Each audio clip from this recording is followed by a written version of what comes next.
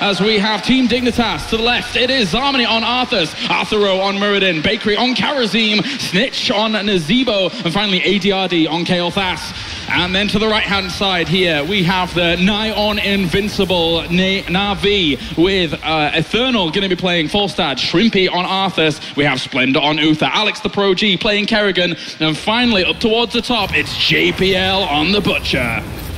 All right, wow, there's some very interesting talent choices already. Butcher went for Vittles, the self-healing talent from minion drops. We've got Kerrigan not going for siphoning impact, but actually going for block for a little bit more self-sustain. Falstad, seasoned marksman to maximize his damage. I mean, this was a very lethal composition already. Yeah. And finally, Abathur with the Nest talent, 75% more damage over time. Yeah. Instead of getting something like Spike Burst or...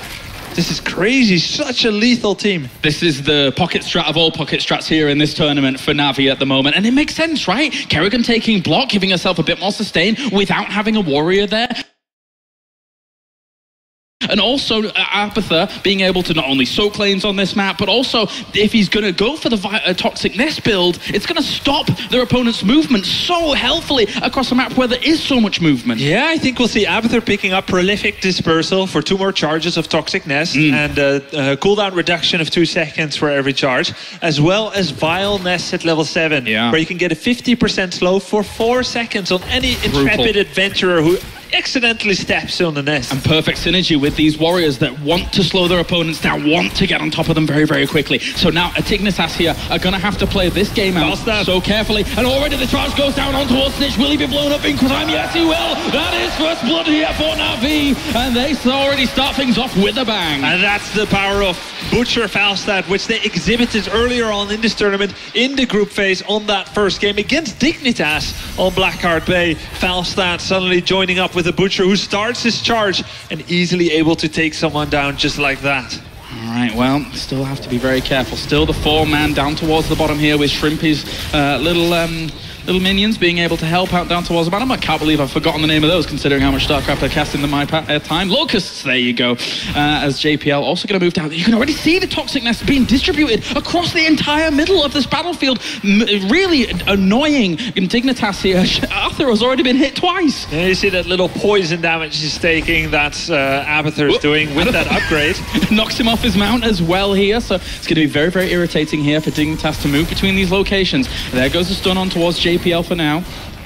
There's no better map than this map for that build on Abathur. Now going in on Kael'thas. Gonna blow him up very, very quickly now. Alex the Pro G really wants to get out of that kind of tense situation. There's the charge on there from Radiant Dash from Bakery, getting themselves the kill on towards Kerrigan. 1-for-1 at the moment, but Zarmony's very, very low. Bakery's trying to help him out. The Nest is actually able to pick up the kill. Muradin's gonna end up going down as well. Na'Vi 4-for-1 at the moment in this game. Way forward, such aggression on towards Snitch. Eternal gets healed there from Uther. They pick up the kill. He's going to end up going down as well, though, from the Living Bomb. He does a little dance. Oh, now you're just showing off. That was brilliant stuff. Such aggression, such aggressive moves there to fly straight forwards. The sacrifice from him, but it's still 5-2 kills. Now, Envenom coming out here on the Butcher. We do have that Prolific Dispersal on Abathur, locking down the Kerrigan here with the numbing, with the blast from Zarmony there.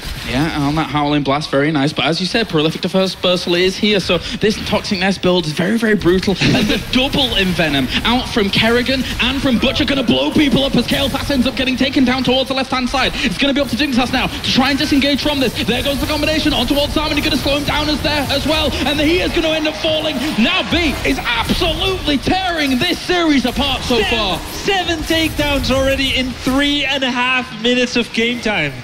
And there is the Immortal now having to change positions. And as this fight's going on, almost a full level lead here for Na'Vi. Dignitas, it must be feeling the pressure. They must be crumbling in the mine, but they cannot let it get to them because they have to somehow, some way bring themselves back from a sticky situation. Now, Navi's behind schedule. They had 1 takedown for every half minute in the game. And we already have 30 seconds more pass. Where are the takedowns, Na'Vi?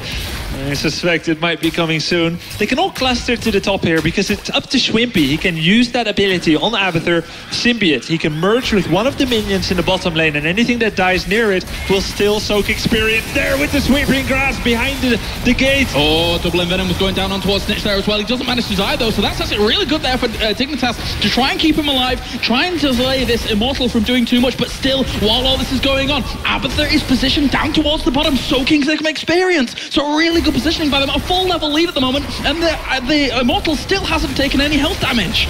Butcher with the flank on ADRD kill, plus getting deleted. And Bakery might be in trouble as well. Radiant dashes out there on towards minions. Alex the Prodigy getting pressured here by Athero. He jumped forwards. JPL is trying to get on towards Zarmany. He manages to get away. Great zombie wall there from Stitch to slow him down. Abathur's support proving to be enough to keep the Butcher alive there as he gets himself out of here and extricates himself from that danger. With Abathur's body here and soaking experience, he was fully able to support his team with that symbiote on the heroes, giving additional abilities like Spike Burst and Stab, and that so important Carapace that actually ended up saving both Kerrigan and the Butcher. Level and a bit advantage here at the moment. The level 7's coming in as we see Nazebo picking up the Toad Affinity, so he will later on be going for Toads of Hugeness here. So kind of the standard build that we're seeing at the moment coming out of Nazebo's, where it used to be Gibbin and other talents really to give him more survivability. It's all about the damage now. Yeah, you've got two builds here. You've got the poke build with the Gibbon and the leaping spiders. That's great when an enemy doesn't want to fight, but you can just have your enemy run into your Toads every single time with the comp that Navi has. So those Toads are going to do guaranteed cooldown reduction and extra damage. And they can try to take their hard camp now, realizing that the bruises over on the other side have been taken there for Dignitas. Sometimes you see these timed out with as the Immortal's going to pop, but down towards the bottom, they are looking to put on pressure with their bruiser camp themselves here at Dignitas to get some experience back wherever they can. And they can't do too much here. They've got to be careful. There's always this four-man rotation. Schwimpy, he's shown some excellent play with Abathur earlier on when they saved themselves with a 4% core. He's so good on that Abathur, and he's giving so much experience for his team here that he doesn't even need to be at the top lane in the map. He's getting experience there, and level 10 is getting really, really near. Keep in mind, Kerrigan can pull anyone from behind the gate. Also, with it being level 10, there's going to be the stun straight on towards Athero. He's the target they don't want to take. 3-man Howling Blast. Zarmany can't follow it up. Lamp to the slaughter and Mighty Gust. We've seen this combination before. It is so cool. Butcher locks down someone with the lamp to the slaughter, and Mighty Gust pushes everyone else away. Yeah. That's the plan, at least. Yeah, exactly. We saw the potential of it against Dignitas in the previous series, but we didn't really get to see it fully executed because Navi was in so much control anyway. Also, Ultimate Evolution here from Abathur. You can sometimes see double Vultures coming down. There's Lamp to the slaughter already going down. They're looking to put some pressure onto ADRD. No Gust just yet. Combination goes down onto Athero. He needs to get away. There's the zombie wall, doesn't even catch them. That was an attempt there from Navy, but good disengage by Dignitas. Excellent positioning by Dignitas. Lamp to the slaughter came down, and there's a small delay where it chooses a target to lock down. They thought it went on Kel'Thas, and they followed up with full confidence that he was locked down with that Butcher, but it was actually on Arthas, and he was able to run away as he's much tankier than Kel'Thas. So they used a lot of bravura there, a lot of flashy firepower, but they didn't get anyone. Now Dignitas is getting closer and closer to level 10, but still cannot contest this Immortal. Oh, and at the moment, this is almost going to be a full Shields Immortal. That's a good Flame Strike hitting quite a few of them. Also, the Gravity Lapse Gust comes out, though. They just want to finish the Immortal and disengage here. Also, Ultimate Evolution has been used to slow their opponents down so that they can disengage. Really good potential there by Abathur. Yeah, that was a great move by Schwimpy there, making sure that none of the more valuable allies would die. But keep in mind, even the death of an Ultimate Evolution, which is a 20-second short-term copy of one of the allied heroes, will still net 1/4 of a hero's XP. When you also count the fact that Dignitas is at lower level, that's a little bit more even than the usual 1/4, as there is a kind of comeback bonus experience for killing higher level heroes. So they are level 10 now,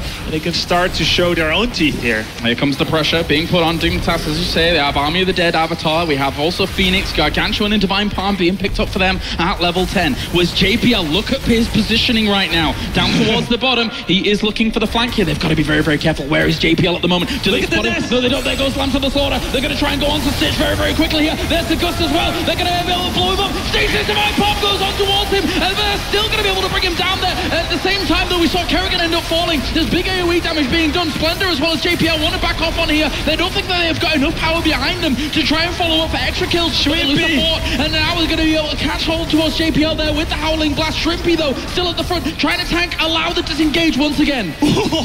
Shrimpy with such an excellent decision, copying Uther in this fight here, saving Butcher with a quick heal with Uther, with that Q and W heal on Butcher, and then using body blocks and Hammer of Justice to peel once again. Trying to rotate from lane to lane, yeah, mine. Sorry, Harmony. You're going to base for a little bit, get yourself some mana back, and then keep that going hard. Bruiser camp towards the bottom, now opened up once again. There is the potential here. With those two forts down, it's much easier for Navi to start stealing the enemy's Bruiser camp on their side of the map. But so far, they're just going to take the Khazra up towards the top and the bottom. Now, you saw that Muradin was slightly in the middle there, trying to clean up Toxic Nest. Right now, there isn't any danger for him, but later, when they're fighting in the middle again, it's like kind of mopping with the tap open. There are so many nests being planted down by Abathur. It's so annoying, always damaging and slowing you down. But the problem is he's going to keep putting more ones as he has a very short cooldown with that talent tree. And this is the kind of build from Abathur that takes great coordination from all the players. Yeah, look at what they're doing. They were slowly delaying that out, waiting for, you know, it to get closer towards an Immortal actually popping. Likewise, also knowing when your opponents are going to take their Bruiser camp is very important.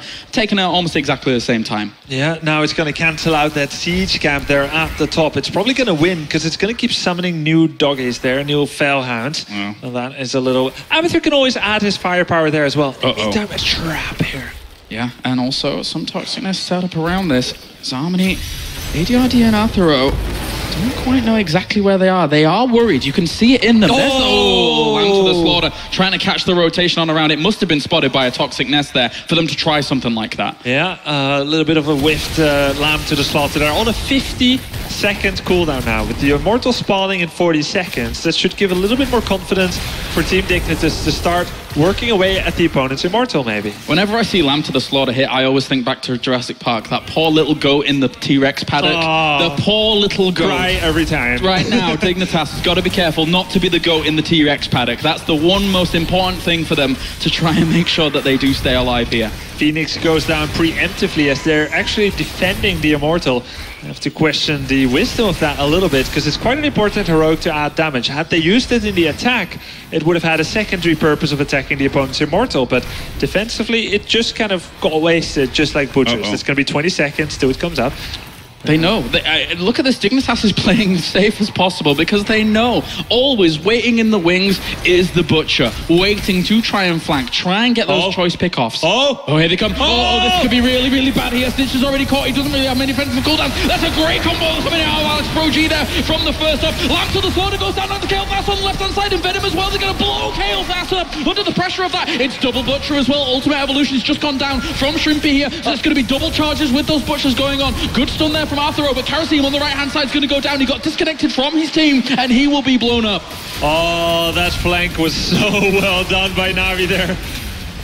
Getting the Nazebo there from behind as Dignitas was spreading their attention between clearing wave and trying to be in a safe position, but they did not anticipate that. Navi is thinking one level ahead of them. Amazing stuff so far from Navi. They have got 12 kills against 3 here, showing their superiority at the moment here in the European scene. And what prep, what a fantastic preparation. Even just Gust alone there is enough for them to secure a full Shields Immortal. They are absolutely tearing this tournament apart. Wow, Falstad has already shown 3 uses of Mighty Gust, either using it to get a bit more time on the Immortal, or pushing other people away, or splitting the enemy from their positions. Such a creative heroic, and keep in mind that after you blow back the enemy, they are also slowed momentarily, so it will take a little bit longer to get away. If they happen to actually land upon one of Toxic Nests from Abathur, that is even an exacerbated effect. It's beautiful, to the point where I'm thinking to myself, if I'm ever playing in a team situation, why would I ever go for Hinterland's Blast? This is just great combination. Adding a paltry 800 damage on multiple targets. But the control, the strategy behind all of this. Navi has come into this tournament more prepared, clearly, than anybody else so far. And right now, Dignitas is feeling the pain of that, as another tower is going to be taken down there, and they are pushing on against the still half shields on this Immortal. Navi just, even the talent advantage is so strong for them here. Love Kerrigan's level 13 pick here, Eviscerate. 40% more range on her Q, on her Ravage. So she can jump in from an unexpectedly far places on any target that they want to attack. Look for Butcher to try and get a lamp to the slot here. Second, Kerrigan has been summoned. Swimpy jumping in here. Got combination onto him as well. They don't matter what they're going to get this army. They're going to try and push him away there. Divine Bomb's already been put down on towards him, but it doesn't actually pop. It doesn't pop there. Shrimpy also with the ultimate evolution there to try and put some more pressure on, but they don't manage to get the kill, but they did get the keep. Yeah, that's all they needed. The rest was kind of a hopeful bonus there, try and get some people. You saw that combination now. Lamp to the slaughter, lock one down. Only he will be safe from the impending weather conditions. Everyone got pushed away. They got that one pinned in place, but it wasn't enough this time.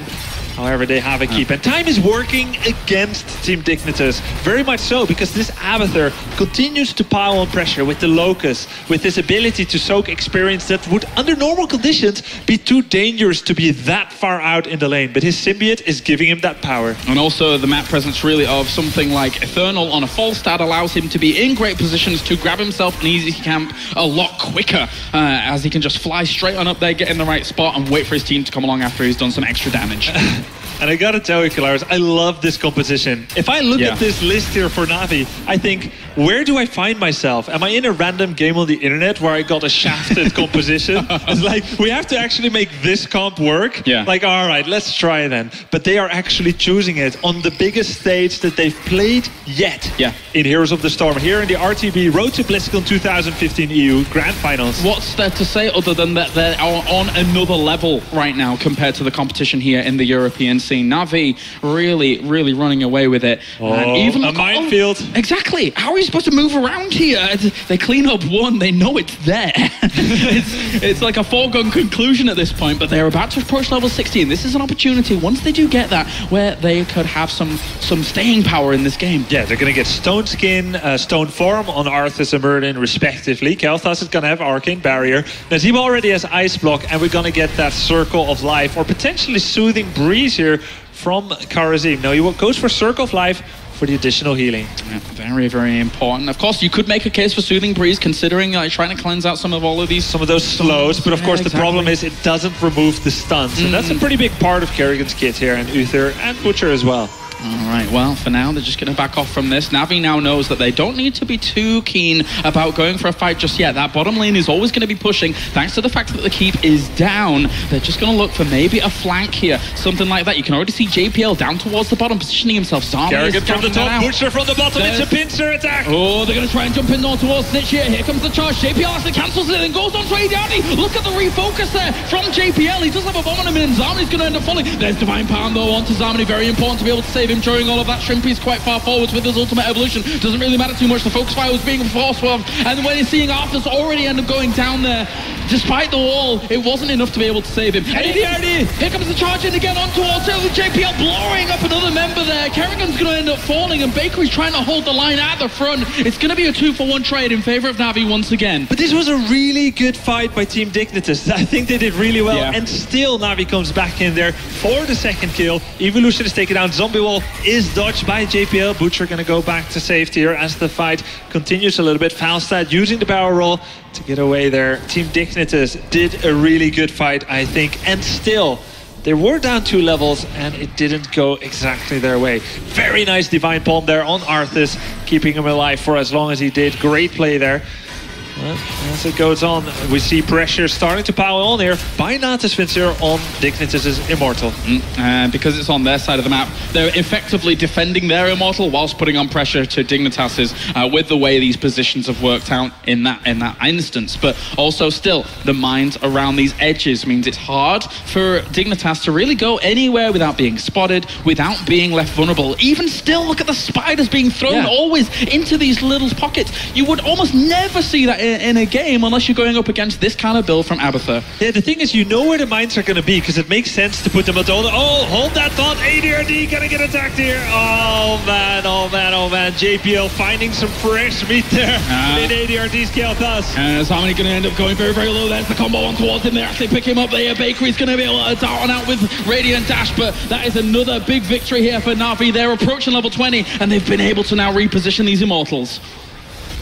Wow, what an explosive game here. What show of dominance here by Natus Vincere. I'm sure they didn't mean to disrespect their opponent, but it's almost like their play is speaking for themselves. Like, even this composition, I'm not saying it's bad. In fact, it is working out really, really well. And it's a great view into the future of Heroes of the Storm as more heroes are going to be added and as more hero compositions are being dared to be tried out. But still, to use this here against Team Dignitas, what a wonderful show for the fans, to commentators and everyone alike. Yeah, it's great. I'm so happy to see these games coming out from Navi here. As much as the Brit inside me is saying, come on Dignitas, give us some more games. Navi is just showing an absolute masterclass of Heroes of the Storm at the moment.